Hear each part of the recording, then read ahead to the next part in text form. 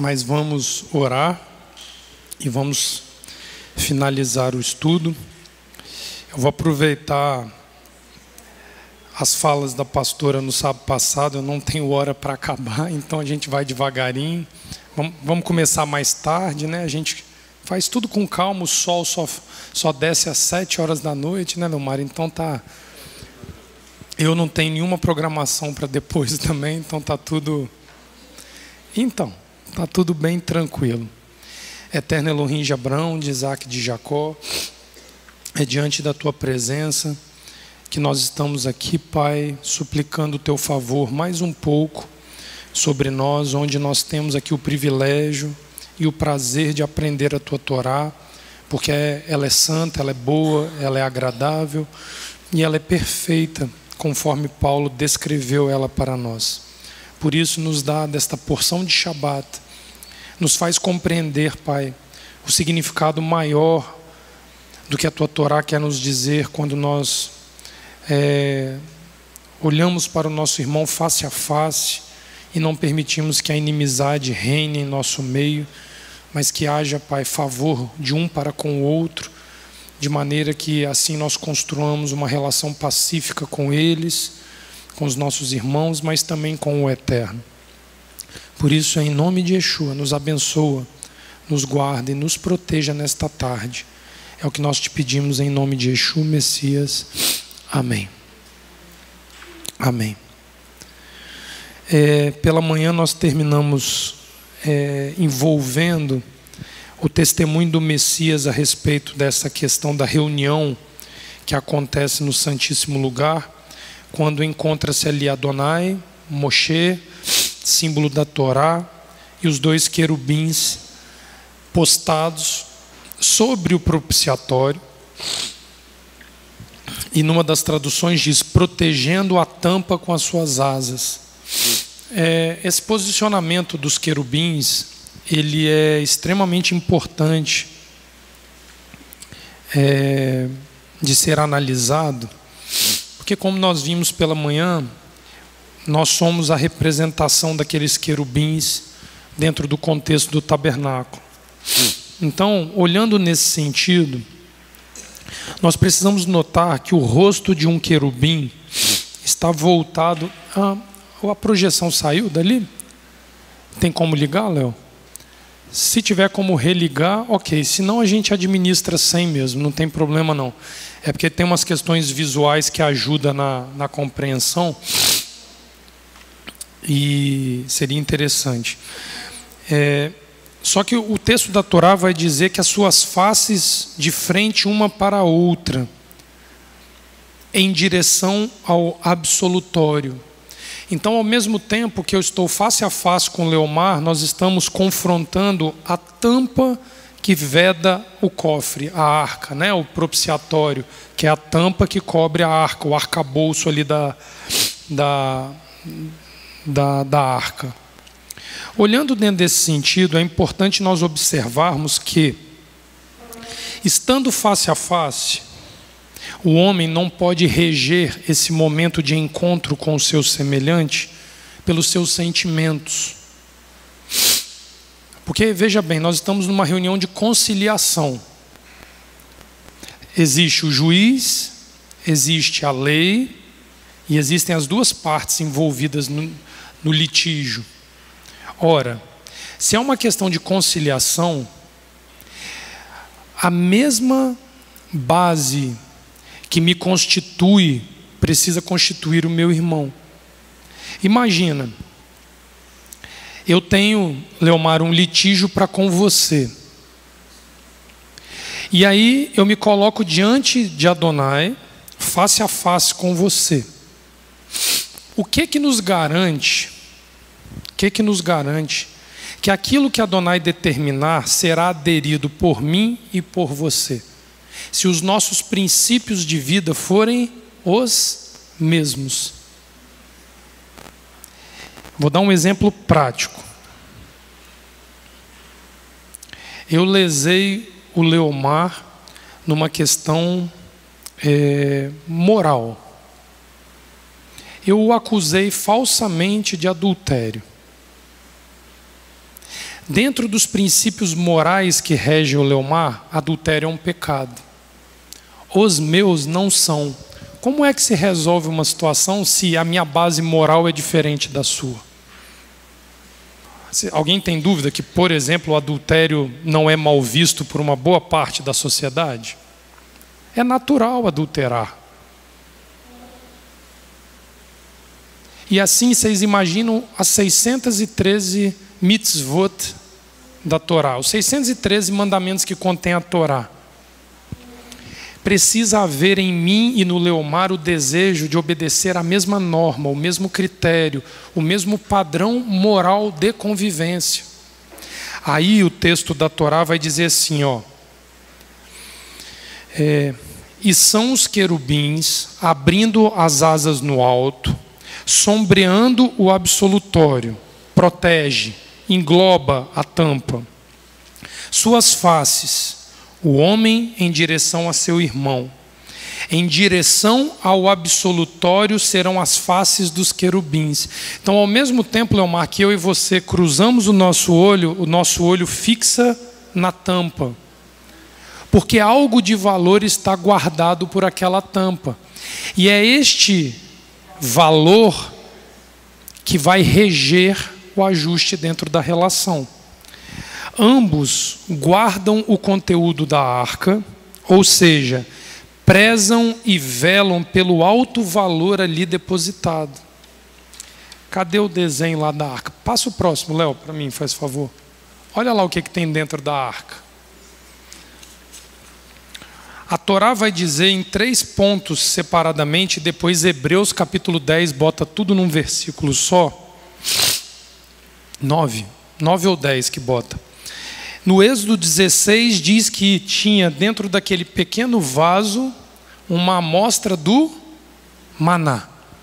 O que era o maná? Era o pão que caía do... No Deuteronômio capítulo 8, o Eterno vai dizer assim,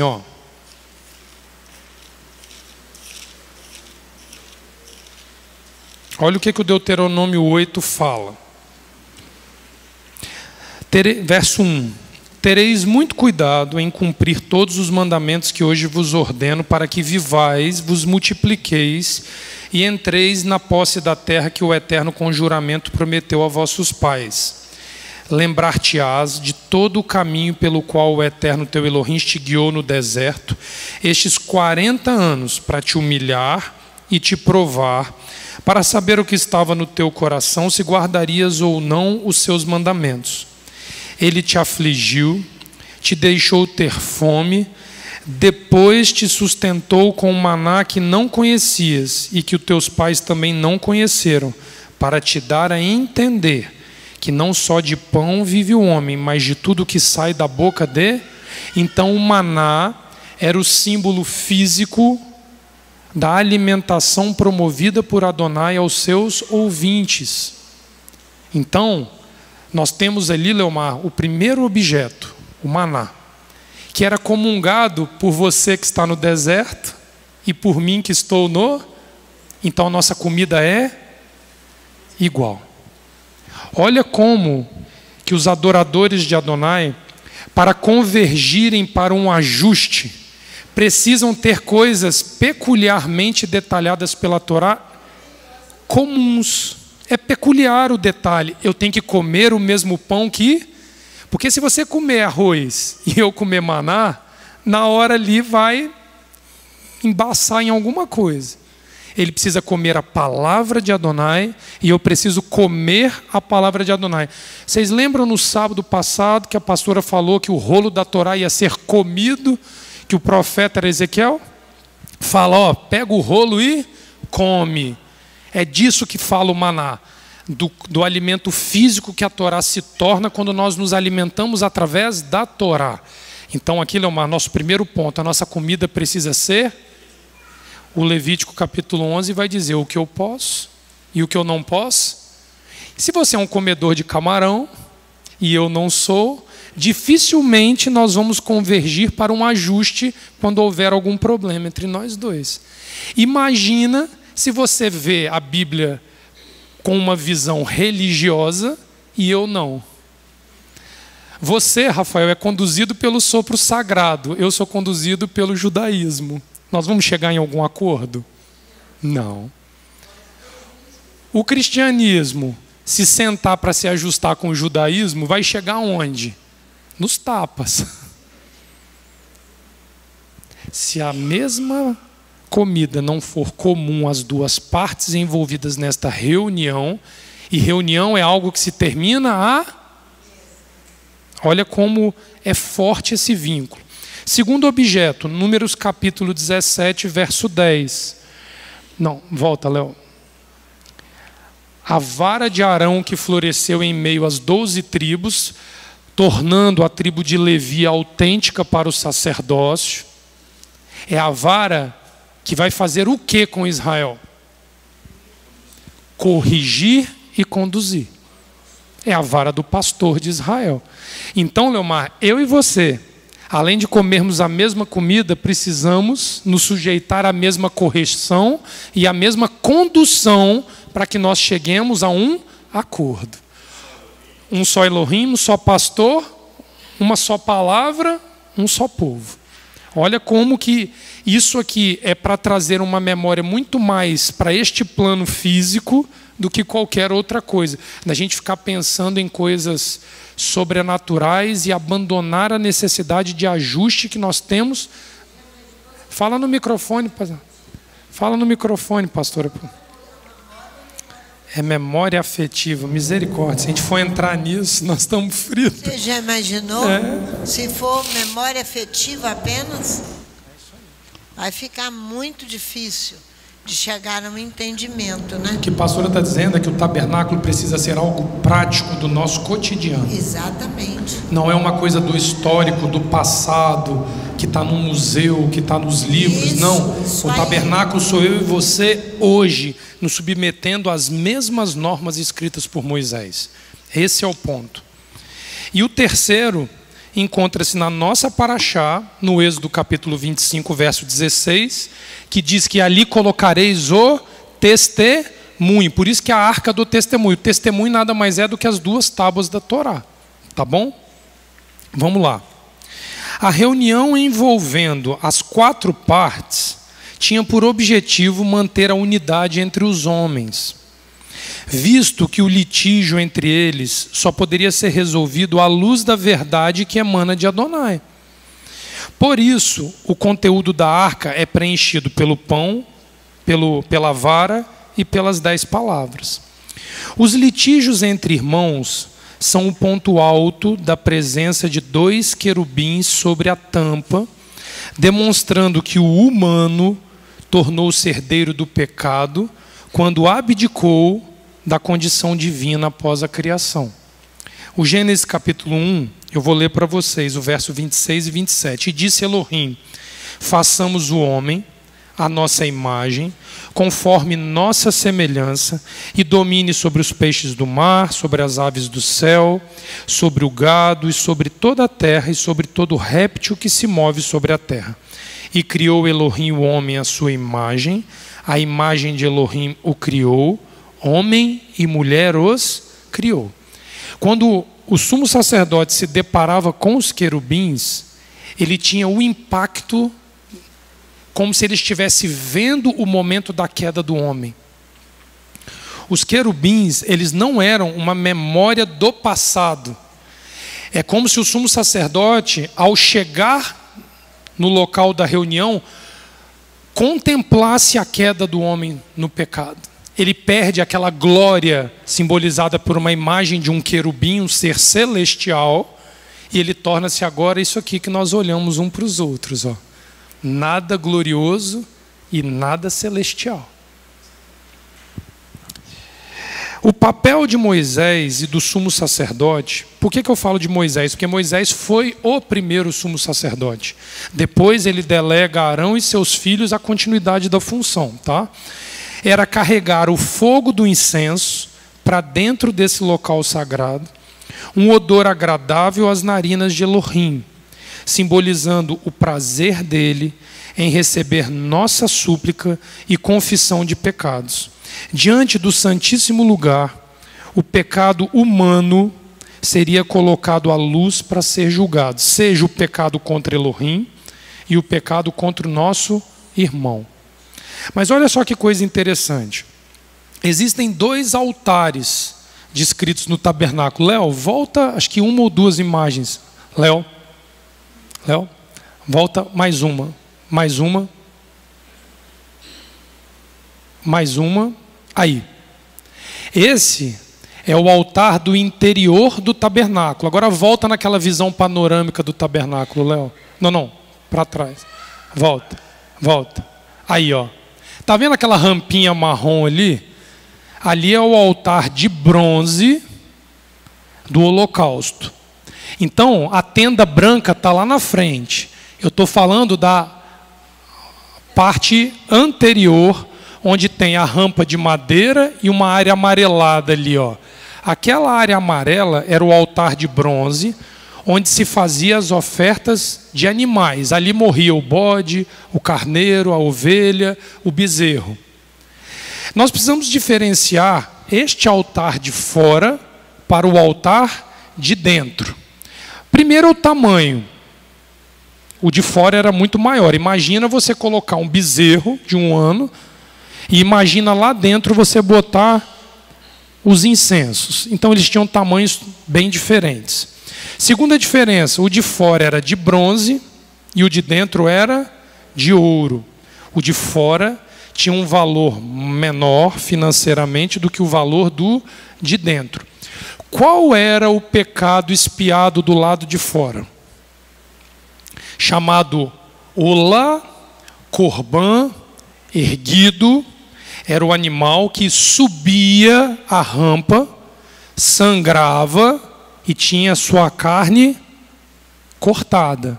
Parte jogada ao fogo para queima, parte recolhida para ser oferecida e era de direito dos sacerdotes sentarem para comer. Só que o altar de fora fala da remissão do pecado próprio. Eu vou repetir. Fala da remissão do pecado próprio. Eu adulterei, eu menti, eu cobicei, eu idolatrei, eu faço por mim. Agora, Léo, salta lá no altar de incenso, lá dentro. Vai mais. Aí. Não, volta. Aí. Ali, ó, o altar de incenso. Este altar de ouro pequenininho, ele era o local onde se fazia a oferenda em prol de si ou em prol do outro. Lá fora eu resolvi o meu problema com Adonai. Mas eu preciso chegar próximo ao Santíssimo Lugar para resolver o meu problema com o meu. Aqui está um dos grandes problemas de não conhecer a regra da Torá ou considerá-la obsoleta, como alguns dizem que ela é. Se eu fico no altar de fora, eu resolvi a minha própria... Estou limpo. Mas eu não compensei o meu irmão pelo que eu fiz a ele. Se eu adulterei contra alguém. Se eu cobicei algo de alguém. Se eu furtei algo de alguém. Precisa subir na narina de Adonai um odor mais agradável do que um animal banhado no sangue e queimando a carne, com cheiro de carne queimada.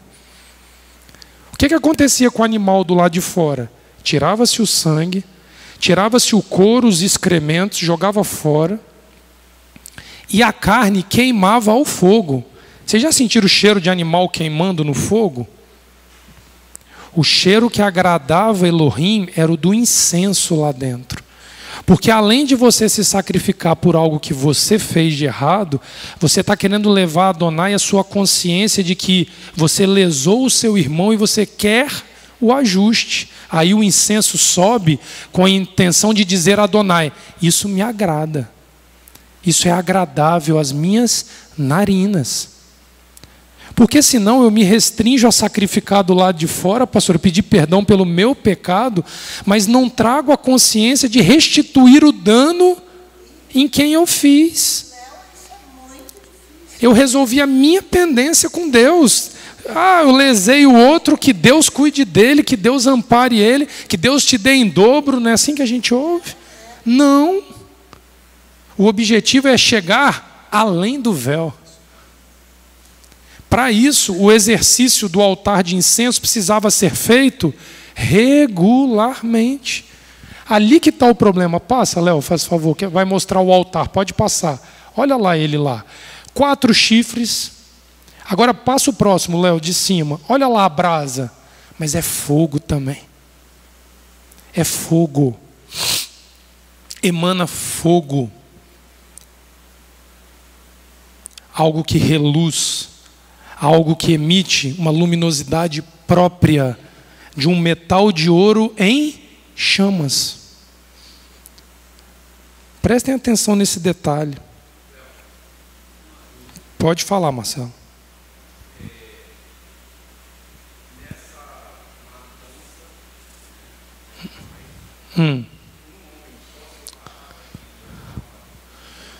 Não. A parte de fora, os levitas auxiliavam em todo o destrinchamento do animal, tinha toda uma equipe. Eram equipes que faziam sacrifício a cada sacrifício. Então, por exemplo, eu, você e o Leomar.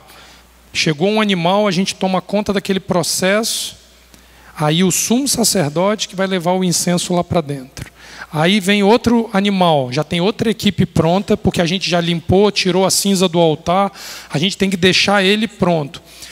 Se você olhar dentro de um critério, o Mishkan tinha um altar de bronze. O templo de Salomão tinha vários, porque o volume de sacrifício era muito grande, então não dava para esperar um por um para sacrificar. A ponto do texto dizer que no ato de inauguração, em 1 Reis capítulo 8, vai dizer que o átrio e o pátio foram usados para sacrificar, ou seja, nem sobre o altar de bronze deu tempo de degolar as vítimas, porque era tanta gente sacrificando. Tabernáculos naquele ano durou 2 semanas. Em vez de ser 7 dias, foram 14 dias de festa de tabernáculos, porque o volume era dia e noite sem parar, com os turnos sacerdotais rodando para dar conta do volume de sacrifício que tinha. Entendeu?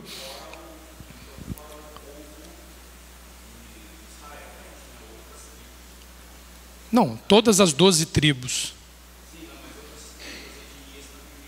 Não, sim. Ali no caso de Salomão, tem a participação de estrangeiros também, em todo o ato de inauguração, na madeira usada para construir o tabernáculo. Foi uma coisa de cunho mais global.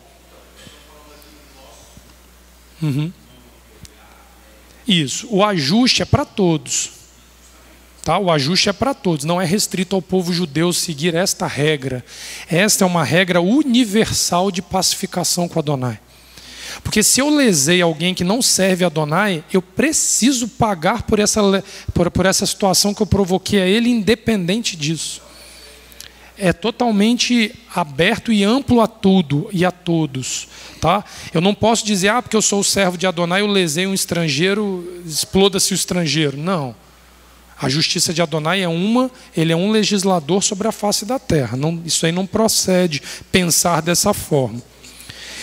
Se nós formos analisar a descritiva sobre o altar de incenso, ela encontra-se no Êxodo capítulo 30, e uma coisa no texto ali, ele vai dizer assim, não trareis incenso estranho. O que é o incenso estranho, o tal incenso que Nadab e Abiú ali levam, que é considerado um fogo estranho diante de Adonai? É que o propósito de uso do altar de incenso foi violado. Porque se você quiser avançar rumo ao altar de incenso para resolver um problema seu, você está levando um incenso estranho, Adonai pode te consumir. Se você está com problemas pessoais, se vira no altar lá do início. Fica lá 1 dia, 2, 3, leva 1, 2, 3 novilhos. O que eu quero dizer? Suplica pelo perdão de Adonai nas suas orações, até que você seja perdoado. Mas não queira avançar para a intimidade de Adonai sem ter a intenção de pacificar a sua relação com o teu irmão. Vocês estão entendendo isso? Eu não tenho como penetrar a intimidade de Adonai se eu não passar pelo altar que me faz reconhecer o dano que eu causei a outro, a terceiros. Não tem como passar direto. Não tem.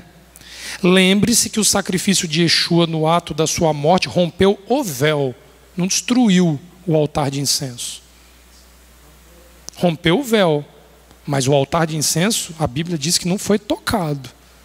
Não dá para ignorar a etapa de considerar o seu irmão parte do processo de ajuste seu com Adonai. Não tem como. Essa ordenança para os filhos de Israel visava uma única coisa: unidade entre os irmãos e para com Elohim. Mas quando o humano fere essa ordenança e deixa de estar face a face com seu irmão para promover o ajuste dele, ele desencadeia uma série de reações que violam a Torá e também levam seu irmão a fazê-lo. Observa. Eu lesei o Leomar. Eu tirei do Leomar algo que pertencia a ele. Só que eu e ele alegamos publicamente temer ao Elohim único de Israel e cumprir a sua lei. Se eu deixo de fazer esta aproximação face a face para o ajuste, eu provoco nele reações não aprovadas pela Torá, porque ele espera que eu seja justo com ele. E em mim geram sentimentos de autoproteção, autojustiça, autodeclaração que me impedem de retornar à Torá para ajustar a situação. Olha qual é o grande problema. Eu causo o dano e eu me nego a reparar o dano. Eu sou responsável por tudo aquilo que você fizer que lesar a Torá por causa disso. Eu carrego a culpa pelo pecado dele. Isso é um agravo. Isso é um agravo da nossa condição de pecado. Ela torna-se mais difícil de ser resolvida. Quando você é promotor de uma inimizade e se envolve num processo de inimizade, por exemplo, quando dentro de um casamento ocorre uma situação onde ou o marido ou a mulher violam a aliança do casamento, em qualquer instância, seja por um adultério, seja por uma fala inadequada, seja por um falso testemunho, a parte causadora do dano precisa, em tempo hábil, chegar a este altar para conseguir botar as coisas nos seus devidos lugares, porque senão o casamento está condenado, não vai subsistir. Essas são relações íntimas que, se eu não aprender a realizar com o meu irmão, porque se eu lesar o Leomar, eu vou saber que ele chorou, eu vou saber que ele perdeu noites sem dormir, eu vou saber que ele entrou em depressão, que ele tentou se matar, que ele abandonou a vida com Adonai. Se eu não me sensibilizar vendo o meu irmão passar por isso, qual é a minha capacidade de me sensibilizar para enxergar a dor de Adonai quando eu violo os mandamentos? Se eu não me sensibilizo com a carne que está aqui palpável na minha cara, como é que eu vou me compadecer, pastor, de Adonai em sofrimento por minha causa? Essa ordenança visa a unidade. Mas quando um homem fere essa ordenança e deixa de estar face a face com o seu irmão, essas reações são incontroláveis. O nome desse pecado é inimizade. Ou seja, após haver dano de um sobre o outro, pelo menos uma das partes se nega em promover o ajuste. Então, inimizade é a negação do ajuste para com aquele o qual você lesou, ou os quais você lesou. Mas aqui vem um detalhe. Eu posso não ter sido o causador do dano. Vou voltar no meu exemplo com Leomar. Eu roubei você. O Leomar entrou em frangalhos por causa disso. A alma de Leomar desabou. Eu vejo o Leomar assim. Mas o Rafael, pautado numa amizade comigo, olha e apoia a minha situação. Eu vou repetir. O Rafael não é parte envolvida no problema, mas é conhecedor de Torá. Ele vê e se posiciona ao meu lado. Leonardo, é isso mesmo. Continua assim que você está certo. Não tem que fazer ajuste porque ele mereceu o que aconteceu. E blá, blá, blá, blá, blá, blá. Ou pior, ele já fez comigo. Eu posso ser o promotor da inimizade sem ser uma das duas partes envolvidas no processo.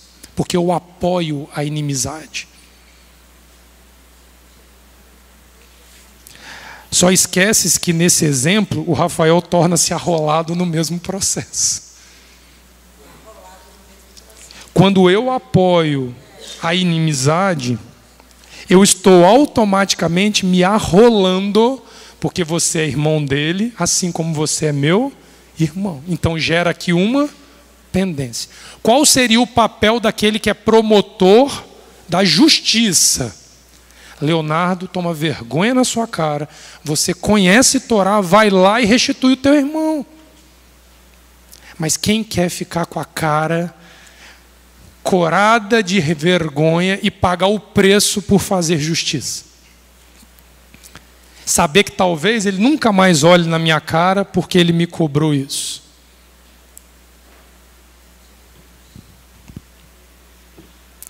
A palavra inimizade é uma palavra bíblica. Pega aí e fala no microfone aí, Leomar, me ajuda aí. Nós não temos pressa hoje, né? Assim? Romanos capítulo 1, ele vai falar sobre aquela questão da idolatria. Capítulo 1? É. Ok. Capítulo 1, no final do capítulo ele fala assim: embora eu tenha conhecimento da justiça de Adonai, que são dignos de morte os que tais coisas praticam, não somente as fazem, mas também aprovam as que a praticam. Você está rolado junto com a questão. Essa é uma aplicação pontual daquilo que muitos generalizam ser a Torá de Moisés. Olho por olho, dente por dente. É neste caso, quando o apoiador da inimizade é pleno conhecedor da justiça e da verdade e se nega voluntariamente a praticá-la. Aí Adonai vai punir olho por olho, dente por dente. Mas não dentro daquela legislação importada da Torá pelos homens. Não é assim. Foi muito bem falado isso semana passada, né? Eu não preciso voltar nesse assunto. Pertence a Adonai. A Adonai. A palavra é eivá, inimizade. Eivá.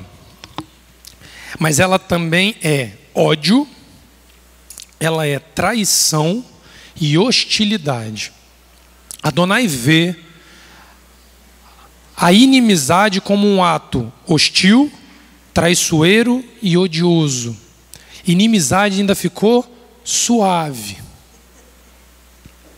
A primeira aplicação dessa raiz na Torá encontra-se no Gênesis capítulo 3, versículo 15, quando diz: e porei hostilidade, ódio, traição ou inimizade entre ti e a mulher, entre a tua semente e a sua, e esta te ferirá na cabeça e tu lhe ferirás o...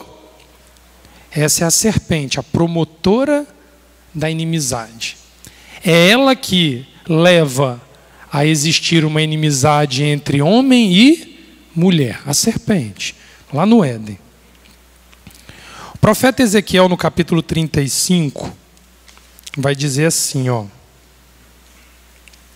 veio a mim a palavra do Eterno, dizendo, verso 1, filho do homem, dirige o teu rosto contra o monte Seir, Esaú, tá? Monte Seir. Esaú casando-se com as filhas de Ismael. Então, aqueles que estavam com a alma amargurada e tinham inimizade com os seus irmãos, mas não resolveram a inimizade. E profetiza contra ele e diz-lhe, assim diz o Eterno Elohim: eis que eu estou contra ti, ó monte Seir. Estenderei a minha mão contra ti e te farei a maior desolação. As tuas cidades farei desertas e tu serás desolado, e saberás que eu sou o Eterno, porquanto guardaste inimizade perpétua e espalhastes os filhos de Israel pelo poder da espada no tempo da sua calamidade e no tempo da iniquidade final. É assim que Adonai se porta contra aquele que sustenta inimizade geração após geração contra o seu irmão. Vocês estão achando que aqueles judeus sem sapato, que foram fuzilados daquele jeito humilhante em Budapeste, em 1944, aquilo vai ficar ileso diante de Adonai? 80 anos, e Adonai está falando nisso agora. Presta atenção. Quer ver uma coisa? Isso, pastor. Quer ver uma coisa mais atual ainda do que isso, pastor? Que já está em andamento? Caminha do capítulo 35 para o 25 aí de Ezequiel, verso 15, 16 e 17. A inimizade fica marcada geração após geração até que o juízo de Adonai venha. Não se apaga. Não se apaga. Olha o que Ezequiel capítulo 25 vai falar. Verso 15. Assim diz o Eterno Elohim: porquanto os palestinos, filisteus em hebraico, palestinos, faixa de Gaza, para ficar bem claro aqui, se houveram vingativamente e executaram vingança com desprezo de coração para destruir com perpétua inimizade. Portanto, assim diz o Eterno Elohim: eis que eu estendo a minha mão sobre a Palestina e arrancarei os quereteus e destruirei o restante da costa do mar e executarei sobre eles grandes vinganças com furiosos castigos, e saberão que eu sou o Eterno quando eu tiver exercido a minha vingança sobre eles. O maior exemplo de inimizade sustentada hoje é o nosso próprio presidente, infelizmente. Bom, ontem estavam as maiores discussões aí na televisão. Ele quis fazer uma graça pública internacionalmente. Ele fez uma graça pública que vai enviar uma oferta para o Hamas, né? Isso. Os terroristas, né? Então o Brasil se levanta ontem, vários comentários, eu estava vendo o jornal e vi isso. Ele se encaixa exatamente naquilo que Adonai falou para Abraão: os que te abençoarem, eu abençoarei. Os que te amaldiçoarem, eu amaldiçoarei. Então, nós estamos numa situação muito grave no Brasil, com o presidente, que nós temos que não concordamos com ele, e creio que uma boa a maioria da nação não concorda. A maioria da nação não concorda. Sim. Ele vai agora publicamente, se embola todo aí no Egito. Ele estava no Egito quando ele disse isso. Então, é uma situação que exige de nós oração, para que o Eterno venha resolver essa inimizade que o nosso presidente está sustentando. A nossa oração é que Adonai olhe que a fala dele não representa a fala da nação, poupe a nação e trate diretamente com ele e com seus apoiadores essa questão. Essa é a oração. Diretamente. Exatamente. Isso. Não podemos ser arrolados, mas precisamos lembrar a Adonai que não somos parte disso aí, né? Isso. Observa que a punição sobre os filisteus, ele faz um transtorno numa previsão bíblica muito bem determinada. Quando lá em Abraão, ele promete no capítulo 12 que daria a terra dos cananeus, dos heteus, dos jebuseus, dos ferezeus, dos quereneus e por aí vai, jebuseus, ele promete, mas ele determina um limite. Qual era o limite? Qual era o limite? O limite é o atual desenho geográfico do Estado de Israel, que tem uma geografia definida biblicamente lá em Abraão. Só que volta a Bíblia na paraxá da semana passada, no capítulo 23, no verso 30. Observa um detalhe aqui. Como que a inimizade, Leomar, ela vai ser punida de uma forma dura por Adonai. Olha só que interessante isso aqui. Êxodo, capítulo 23, versículo 30. Pouco a pouco os lançarei quem? Os seus inimigos, de diante de ti, até que te multipliques e possua a terra por herança. Olha aqui agora. Porei os seus termos desde o mar vermelho até o mar dos filisteus, e desde o deserto até o Eufrates. Darei nas tuas mãos os moradores da terra, para que os lançasse fora de diante de ti. O que ele fez aqui geograficamente? Ele amplia o território de Israel previamente prometido até a faixa de Gaza e vai até o Irã e Iraque, no rio Eufrates, lá em cima. Vocês acham que isso vai ficar barato? Vocês estão achando que isso vai ser entregue de forma pacífica? Vamos fazer um acordo, apertar as mãos e a gente cede Israel para você um pouquinho mais. Essa é uma punição de Adonai. Por isso que tem que tomar muito cuidado, mesmo com toda a característica questionável, vou usar uma palavra bem macia, questionável, do primeiro-ministro de Israel, que tem vários problemas nas costas, que mancham a sua imagem. Nós temos que tomar muito cuidado quando nós fazemos uma avaliação do que Israel faz sobre a face da terra. Porque se tem uma nação que mesmo diante dos seus erros é uma ferramenta na mão de Adonai para julgar, chama-se Israel. Mesmo diante de algo que parece injusto, ele está dizendo aqui que ele vai ampliar até a faixa de Gaza, o Mar Vermelho lá embaixo. Então vai bater território egípcio, vai bater território palestino, Síria, Líbano, Jordânia, Irã e Iraque.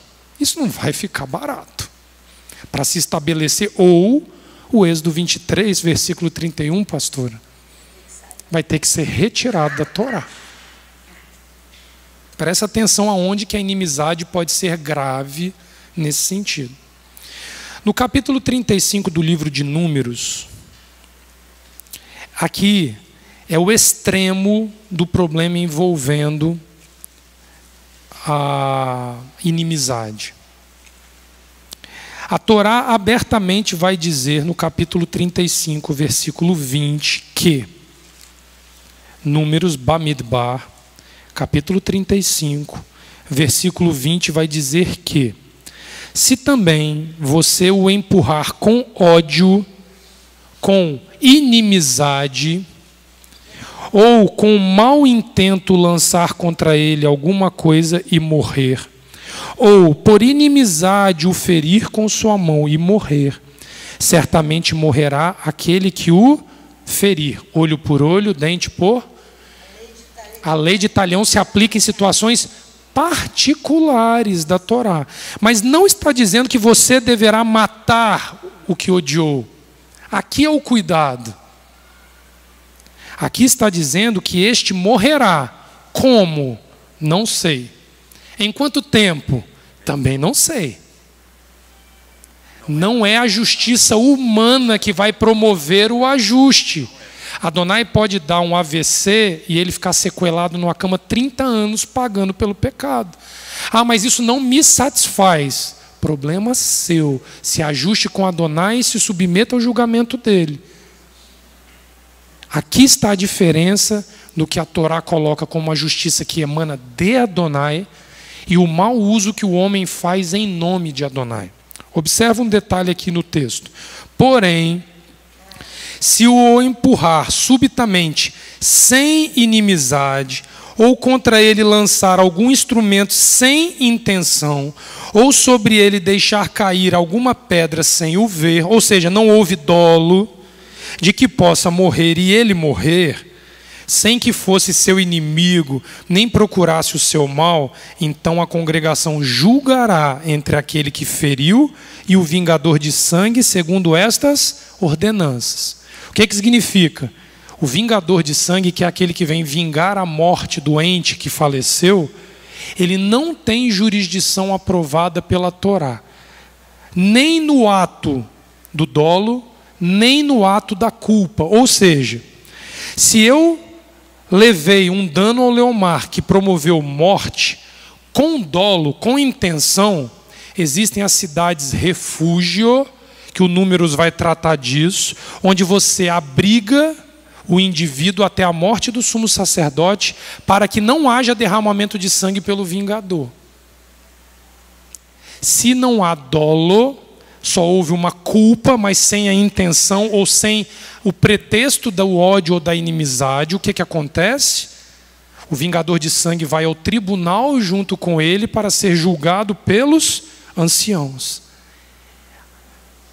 Justiça própria é abolida na Torá. Nem na culpa, nem no dolo é aceito justiça própria. Presta atenção nisso. A palavra inimizade, eivá, deriva da palavra ayav, ser inimigo de, ser hostil a.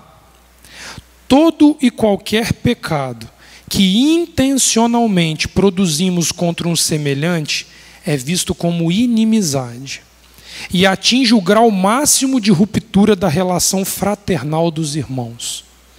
Porque eu posso lesar um irmão sem intenção. Isso tem um peso, tem um nível de agressão. Se eu faço isso de forma hostil, eu atinjo o grau máximo da ruptura fraternal. Inaceitável pela palavra. Fala de novo, que você tirou a palavra da minha boca. Bate lá no céu.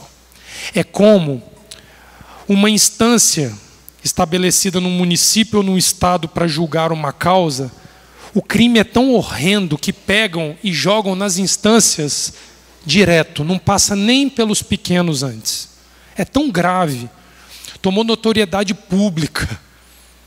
O ódio, então é o Supremo que vai estabelecer isso. Não o nosso Supremo. Não o nosso. Ou seja, a inimizade não é um pecado isolado. Ele não pode ser comparado a outro pecado, mas ele é um aglomerado de hostilidades voluntárias contra o meu irmão. É o famoso pacote da inimizade. Eu junto, Rafael, roubo, falso testemunho, cobiça, adultério, lachon hará, e vou, eu faço um pacote para destruir o meu irmão. Isso é inimizade. Onde eu puder atingi-lo, eu o atinjo. O Êxodo 23, que é a paraxá passada também, ele trata isso de uma forma muito, mas muito franca. Olha só isso aqui. Olha só isso aqui. Leomar, você pode ser meu inimigo, mas não necessariamente eu sou teu inimigo. Entende isso? Eu posso ser teu, mas não necessariamente eu sou, você é meu. O Êxodo 23, no verso 4, diz assim. Isso, perfeito, pastor. Perfeito, isso mesmo. Êxodo 23, 4 vai dizer assim: se encontrares o boi do teu inimigo, ou seja, você sabe que ele não gosta, você sabe que ele fala mal, você sabe que ele intencionalmente viola a relação com você. Mas se você encontrar o boi dele ou o seu jumento desgarrado, sem falta, você o reconduzirá. Se vires o jumento daquele que te odeia, caído debaixo da sua carga, deixará, pois, de ajudar o jumento, porque pertence ao teu inimigo? Certamente ajudarás a levantá-lo. Olha só que coisa brutal que a Torá cobra do servo. Eu sou odiado, mas eu não revido com ódio, eu não revido com desprezo, eu não revido com ignorar a situação. Eu sirvo a quem me odeia. Isso é duro. E Yeshua, no capítulo 5 de Mateus, que você me perguntou de manhã, Leomar, se eu ia entrar, lá no verso 38, abre lá Mateus capítulo 5, que nós vamos andar do capítulo 5 ao 6 aqui. Olha como que Yeshua vem corrigindo uma má conduta dos legisladores daquele tempo que importavam as coisas da Torá sem ter autonomia de aplicá-la. Olha só, Yeshua vem passando um sabão em Mateus 5 e 6, porque começam a pegar partes isoladas da Torá, fora do contexto sagrado que ela foi dado, e usam em benefício próprio. Yeshua vem, Rafael, igual um facão arrancando. Olha só, Mateus 5,38. Ouvistes o que foi dito, ou seja, tinha uma história que circulava na sociedade judaica daquele tempo, olho por olho, dente por dente. Eu, porém, vos digo, não resistas ao perverso, mas a qualquer que te ferir na face direita, volta-lhe também a outra. E ao que demandar contigo, tira-te a túnica, deixa-lhe também a capa. Se alguém te obrigar a andar 1 milha, vai com ele 2. Dá a quem te pede e não volte as costas ao que deseja que lhe emprestes. O que este indivíduo aqui, segundo Yeshua, está promovendo? Ele está vindo aqui no altar do incenso e apelando a Adonai para que a inimizade, eu carrego o dano. Eu fui lesado. Ao invés de eu dar o troco, eu venho e suplico em nome de quem me lesou para que não haja inimigo. Qual é o caso clássico da Torá nisso aqui? A Torá tem um caso clássico para isso aqui. Lembra do estupro da filha de Jacó? Diná? Quando ali Jacó se recusa a vingar Diná, 2 filhos cabeça dura, chamados Simeão e Levi, querem usar a circuncisão como pretexto de inutilizar a força física dos filhos ali, Siquém, para matá-los à espada. Ali Jacó fala, você vai me tornar odioso em meio deles. Ou seja, Jacó querendo dizer que mesmo diante de um ato agressivo, não tem ninguém aqui passando pano para estupro, pelo amor do Eterno. Mas a Torá diz que para que essa inimizade não se multiplique e o violentador tenha oportunidade de ser expiado, eu preciso servi-lo nisso aí. Só um pouquinho, pastor. Pois não.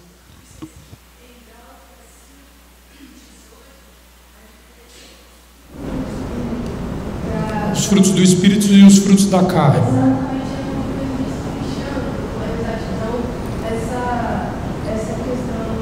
Isso. A sensibilidade a respeito disso é que ali está falando de um fruto meu. Ali o fruto é individual. Exatamente. O que nós temos... Pois não, pastora, pode... Pega aqui. É que ela tinha pedido a palavra antes. Se a senhora lembrar, desculpa, é que ela tinha me pedido ali a palavra. O que nós não podemos é achar que isso é passar pano. Não. A Torá não vai deixar impune o que viola a relação fraternal. Mas eu não posso tornar a situação pior do que ela já é. Hoje, quando você ouve as pessoas, o ladrão vem e rouba. Isso. Mas eu quero que faça justiça. Isso. Ele está ali inflamando o outro. Isso aí. E tudo vai mesmo para a justiça. Isso. Mas para uma justiça física. E nós não vai atingir objetivo nenhum. Amém. De tratamento com ninguém. Amém. Porque alguém viu que o furto, que o roubo diminuiu? Não. Continua inflamado cada vez mais, tudo isso. E isso não é apologia ao crime. Nós temos que tomar muito cuidado, porque a fala da Torá a respeito disso é não tornar mais grave o que já foi grave.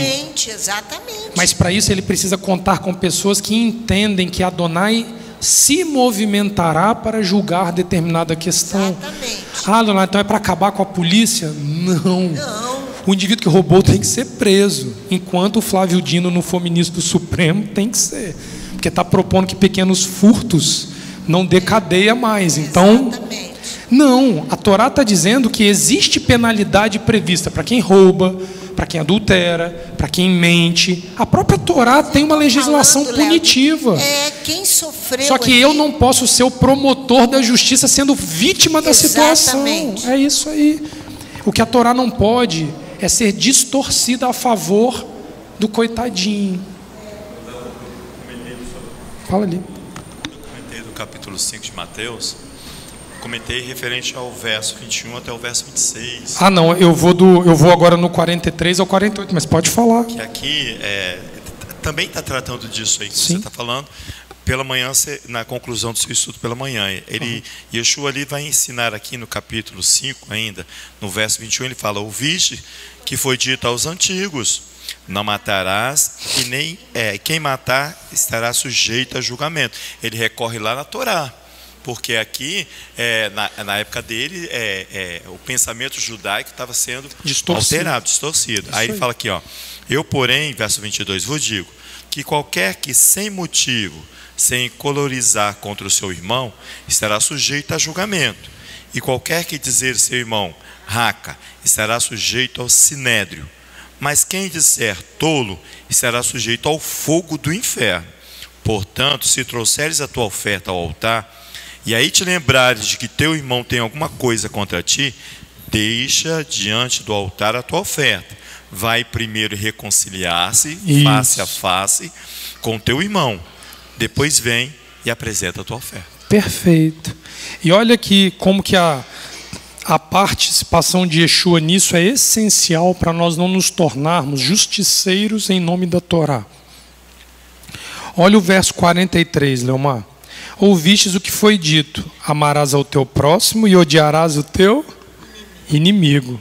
Yeshua entra e diz: eu vos digo, porém, amai os vossos inimigos, orai pelos que vos perseguem, para que vos torneis filhos do vosso Pai Celeste. Se nós formos aplicar um hebraísmo a esta tradução, vai dizer: leve o sacrifício ao altar em nome dele, faça o rito em nome dele. Terumá. Aqui, ó, só completando, Léo, olha o 25, verso 25 do capítulo 5. Reconcilia-te depressa com teu adversário, enquanto estás com ele a caminho, para que o adversário não te entregue ao juiz, e o juiz ao oficial de justiça, e te recolham à prisão. Em verdade te digo que de maneira nenhuma sairás dali, enquanto não pagares o último centavo. Isso aí. Enquanto a pendência não for sanada. Se não for sanada. Porque ele faz nascer o seu sol sobre maus e bons, e vir chuva sobre justos e injustos. Por quê? Se amardes os que vos amam, que recompensa tendes? Não fazem os publicanos também o mesmo? Os romanos não fazem a mesma coisa? Os cristãos não fazem a mesma coisa? E se saudardes somente os vossos irmãos, que fazeis demais? Não fazem os gentios também o mesmo? Portanto, sede vós perfeitos, como perfeito é o vosso Pai Celeste. Eu acho que Yeshua pega isso. E aí depois, em Mateus 6, eu não vou ler porque vocês já conhecem, ele vai tornar famosa uma parte do Kadish que diz: também vosso Pai Celeste vos perdoará, se porém não perdoardes aos homens, tampouco vosso Pai perdoará a sua falta. Então existe um problema que, a partir do momento que nós não vamos de encontro à inimizade, eu, sustentando a inimizade, bloqueio, Alain, a beneficência de Adonai em me perdoar. Olha que situação difícil. Eu não perdoei a senhora pelo que a senhora fez comigo.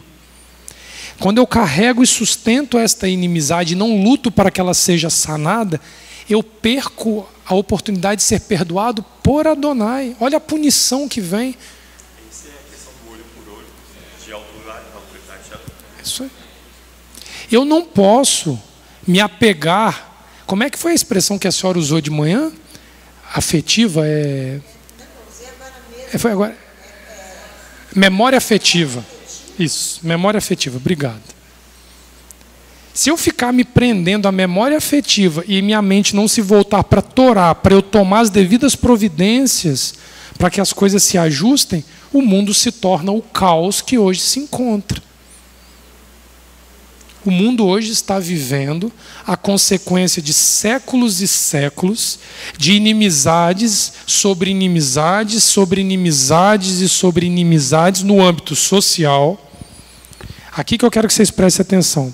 No âmbito social, no âmbito familiar e no âmbito domiciliar, se estendendo para questões globais. Então, o problema da inimizade é, senão, um problema de ordem mundial.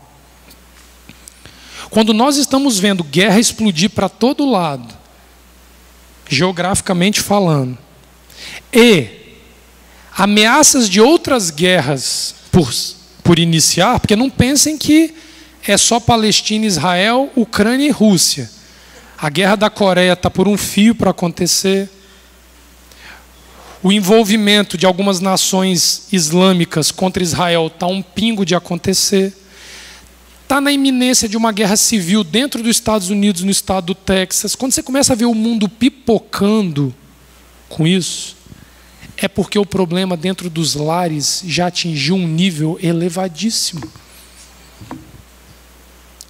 E aí o profeta Malaquias, no capítulo 4, vai resumir este problema de inimizade dizendo: para que eu faça retornar o coração dos pais aos filhos, o coração dos filhos aos pais, para que eu não venha e fira a terra com... Se está explodindo uma guerra lá no Oriente Médio, eu tenho que olhar dentro da minha casa e ver a guerra que está acontecendo dentro da minha casa. Não adianta nós queremos passar pano para dizer, não, mas a minha casa está arrumadinha. E tem uma guerra mundial se estabelecendo, Leomar, porque o trator vai passar e eu vou ser atropelado por ele. Eu não vou saber fazer a leitura do que Adonai usa de forma pública para denunciar o que acontece na minha intimidade.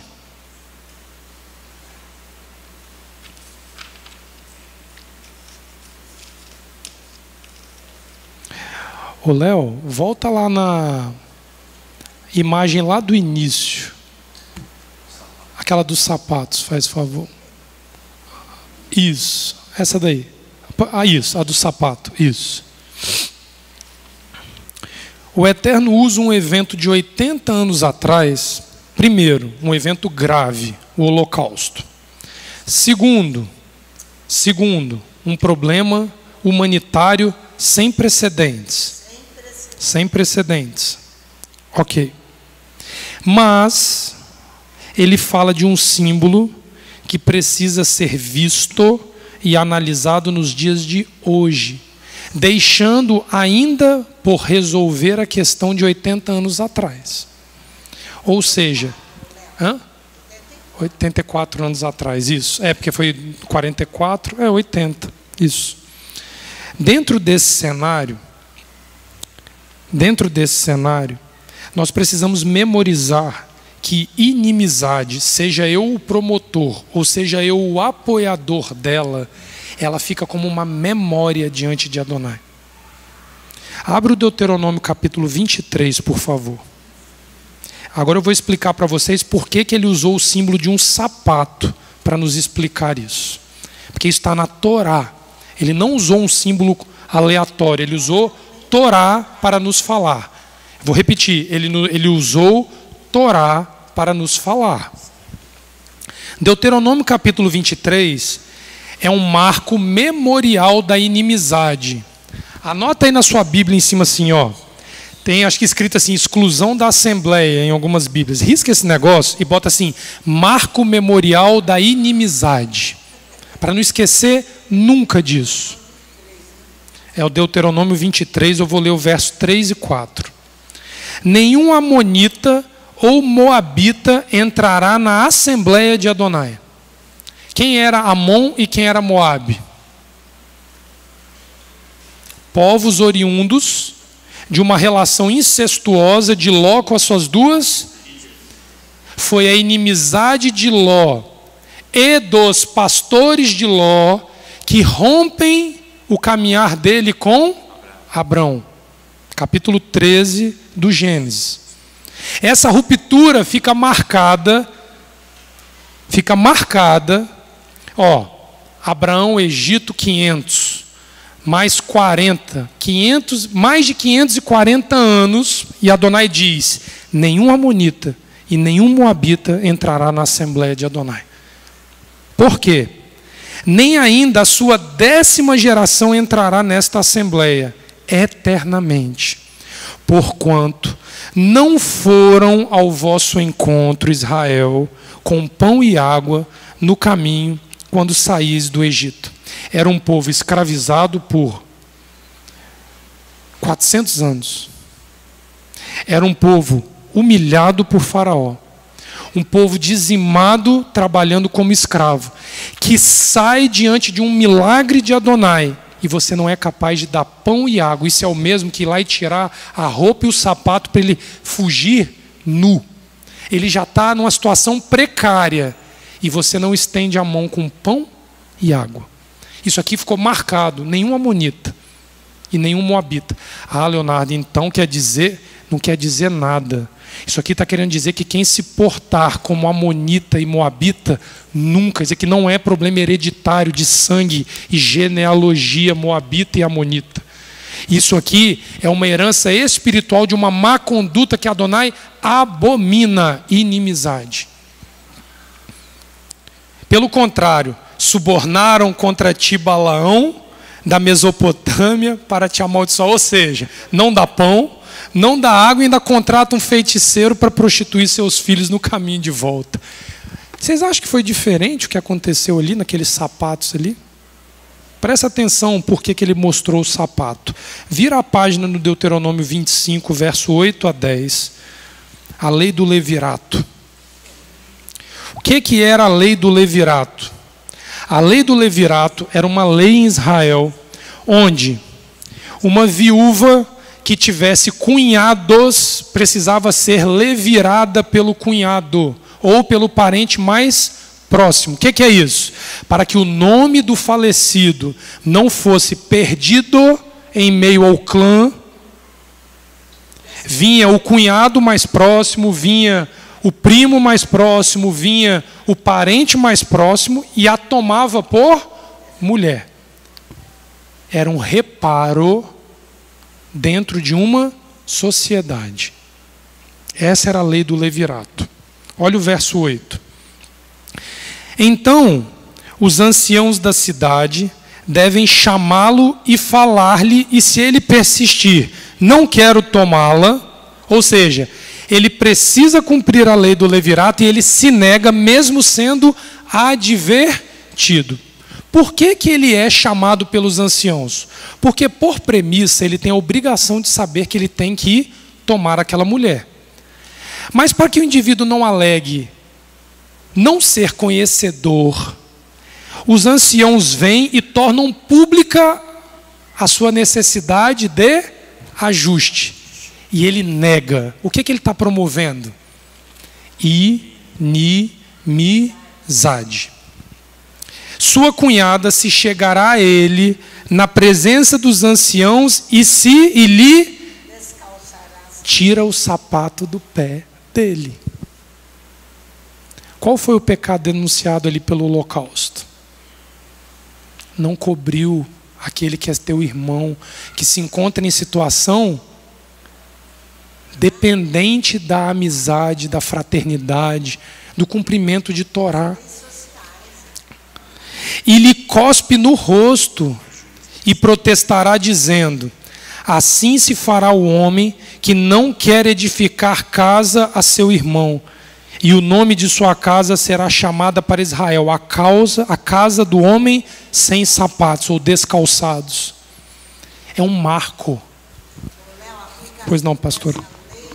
Não sei se você deu uma olhada nisso. A aplicação dessa lei é a mesma aplicação da lei de Italião. Perfeito, pastora. Isso aí. Porque olha os filhos de Judá. Tem o mesmo peso, né? Tem o mesmo peso da aplicação da lei do Italião. É que eu ia em Ruth, eu não ia em Judá, mas explica Judá, pastor, a questão de Judá. Exatamente, os filhos de Judá, quando ali eles não querem que a descendência, eles não aceitam.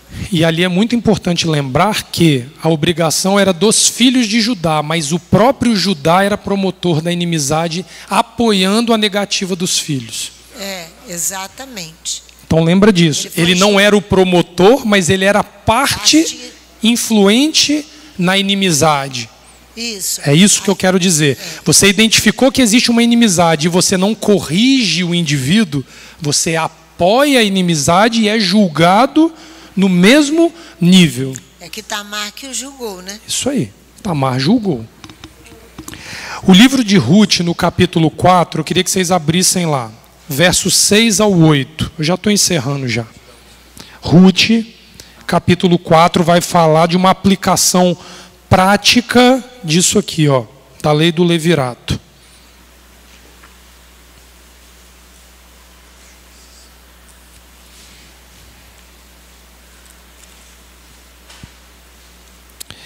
Verso 6. O que estava acontecendo? Ruth chega com Noemi, de um país estrangeiro, viúva de um hebreu. Quando ela se abriga na casa da sua sogra, a sogra identifica que há um parente próximo na cidade que tem obrigação de remi-la. Tinha que casar com Ruth, dar descendência com Ruth e continuidade ao nome do falecido na terra de Israel. Ok. Tem esse detalhe. Os filhos que nascem da legislação do levirato levam o nome do defunto, não do pai biológico, tá?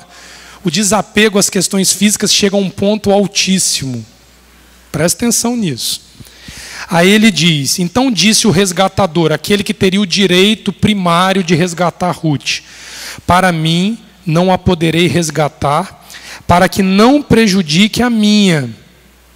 Redime tu o que me cumpria resgatar, porque eu não poderei fazê-lo. Este era outrora o costume em Israel quanto a resgates e permutas. O que queria confirmar qualquer negócio, tirava o calçado e o dava ao seu parceiro. Assim se confirmava negócio em Israel. Disse, pois, o resgatador a Boaz: compra a tu, e tiro eu o calçado. Aqui ele se torna um homem marcado por não querer cumprir o seu papel fraternal com alguém que morreu. Aqui fica uma questão muito sutil da Torá. Existem ajustes que ocorrem gerações e gerações depois. Aqui, ó. 8 gerações aqui, ó.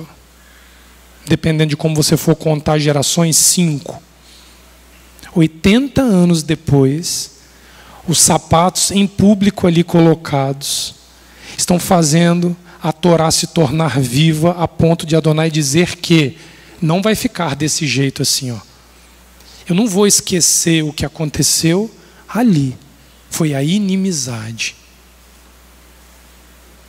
Só que eu preciso olhar para um evento global e trazer isso para dentro da minha realidade.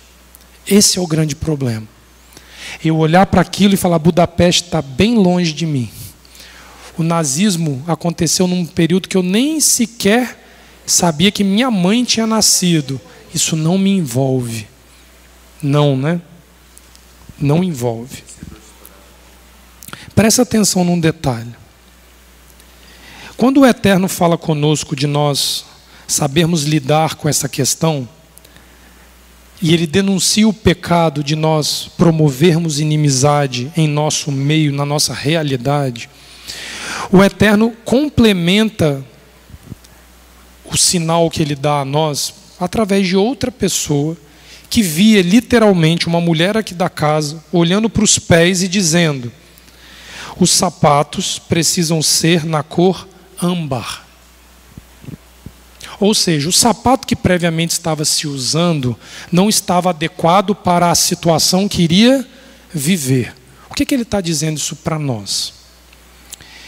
Que se nós estivermos diante do dilema de cumprir Torá a respeito da inimizade, nós não podemos entrar nesta situação calçados de qualquer forma.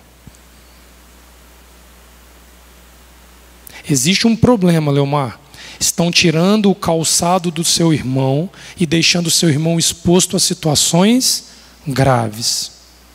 Mas para eu entrar nesta situação, ajustando o que eu preciso ajustar como responsabilidade de cumprir Torá, eu não posso entrar de qualquer forma. Por gentileza, pastor. Eu queria que vocês fossem comigo lá em 2 Crônicas 28. 2 Crônicas 28. Aí vocês vão ver aqui o que o Léo está falando. Nós precisamos estar calçados com sapatos adequados. Era o que estava aqui o profeta Oded. Ele vai corrigir Israel. Olha aqui, por causa disso aí. Versículo 8. Os filhos de Israel levaram preso de seus irmãos 200.000, mulheres, filhos e filhas. Também saquearam deles grande despojo e trouxeram o despojo para Samaria. Olha o versículo 9. Mas estava ali um profeta do Eterno, cujo nome era Oded. Ele estava com sapatos apropriados para corrigir, o qual saiu ao encontro do exército que vinha para Samaria e lhe disse: porque o Eterno Elohim de vossos pais se irou contra Judá, ele os entregou nas vossas mãos, e vós os matastes com uma raiva tal que chegou até os céus. Inimizade, o ódio, é a mesma palavra aqui. Exatamente. E agora quereis fazer escravos os filhos de Judá e de Jerusalém? Mas não sois vós mesmos culpados para com o Eterno, vosso Elohim? Agora ouvi-me, tornai a enviar os prisioneiros que trouxestes presos de vossos irmãos, pois o ardor da ira do Eterno está sobre vós. Olha aí.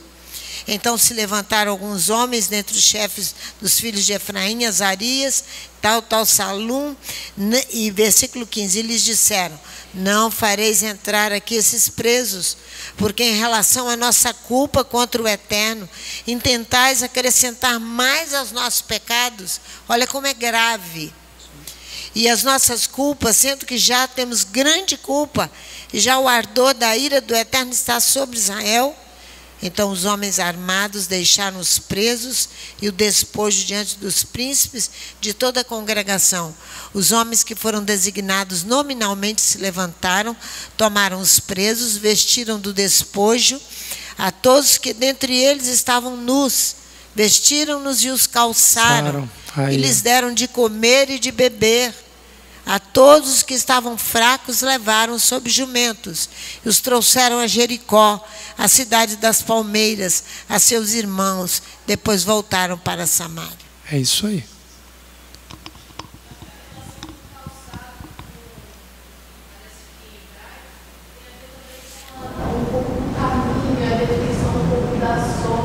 Na verdade, não.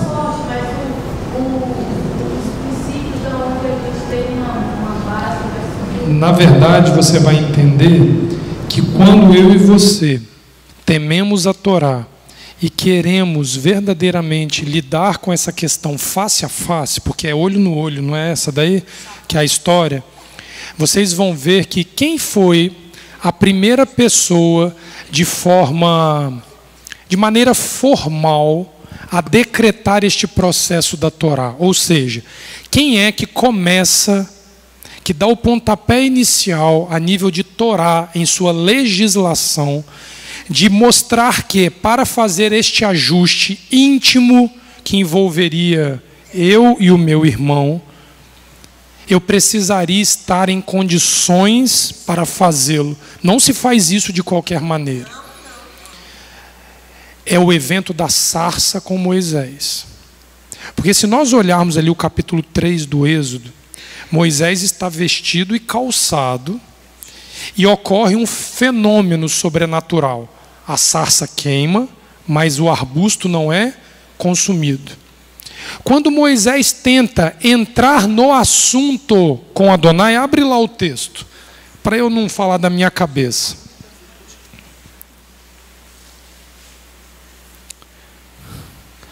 Quando a evidência da sarça ela torna-se uma curiosidade para Moisés, Adonai adverte Moisés que não entre pela curiosidade, não entre pela imaturidade, mas entre calçado de maneira adequada. É esse que é o ponto. Olha o que o texto diz no verso 4. Vendo o Eterno que Moisés se voltava para ver, Elohim do meio da sarça o chamou e disse: Moshe, Moshe. Ele respondeu: Hinene, eis-me aqui. Elohim continuou: não te chegues para cá, não penetra nessa seara de fogo. Não vem querer ver a sarça da forma curiosa, humana, despreparada que você se encontra. Tira a sandália dos pés, porque o lugar que estás é uma terra santa. O que tinha naquela terra que impedia Moisés de entrar de qualquer forma? O fogo de Adonai. Os pés do indivíduo precisam emanar fogo. É um calçado próprio de quem penetra essas questões íntimas para cumprir Torá. Ela é composta da armadura de Adonai que Efésios fala. Isso. Ali nós ainda vamos ter que esperar por um ajuste de Adonai pelo aspecto gramatical da questão. Mas envolve um processo ali muito similar. O mesmo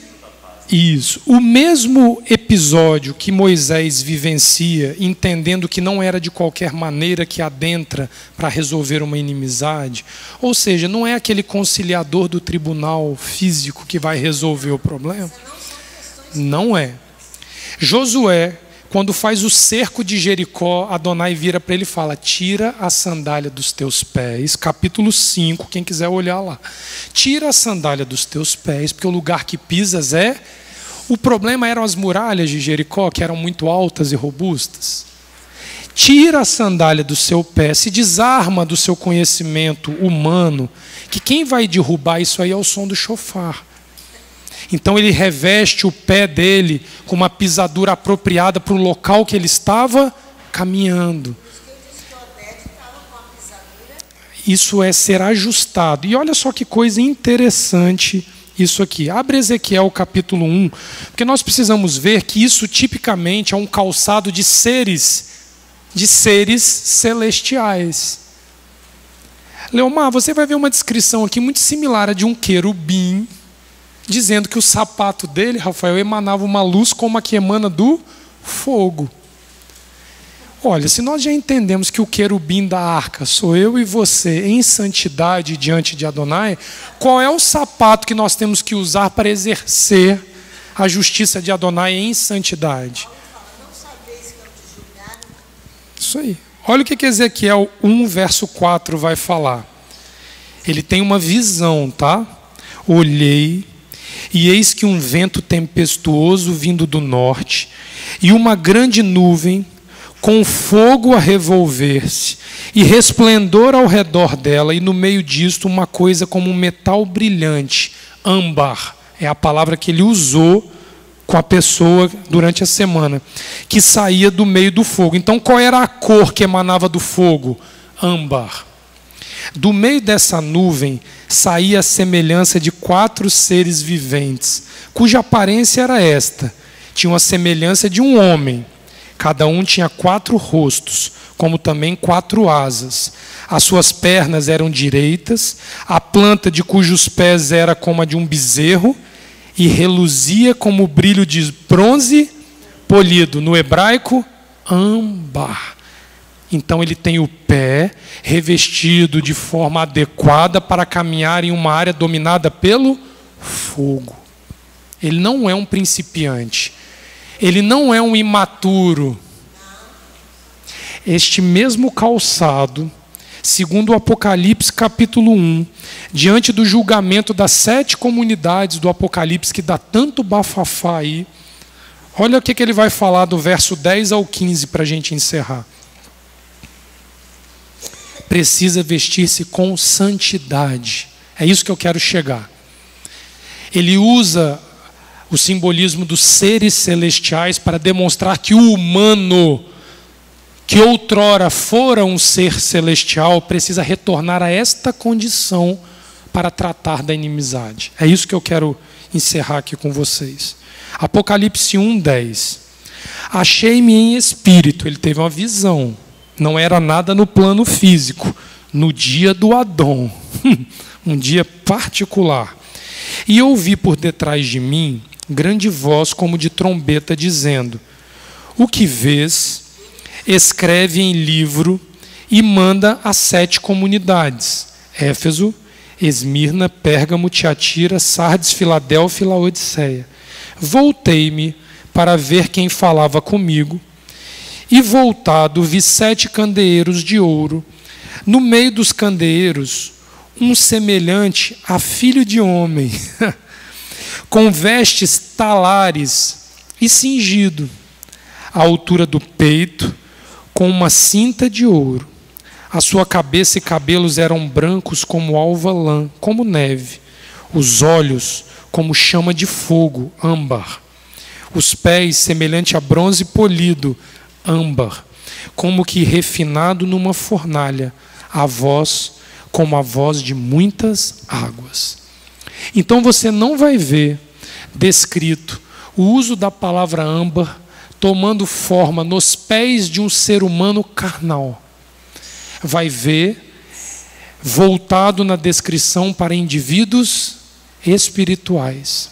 O mesmo conceito que o homem precisa ter para que ele esteja na condição que outrora ele pertenceu. Não se julga inimizade sem santidade. Este reconhecimento nos poupará de praticarmos uma justiça humana na tentativa, Leomar, de ajustarmos algo entre mim e o meu irmão. Isso é muito delicado. É muito delicado. Quando houver uma pendência envolvendo inimizade, não tente trazer para a razão ou para aquilo que você considera ser o seu conhecimento de Torá para lidar com a situação.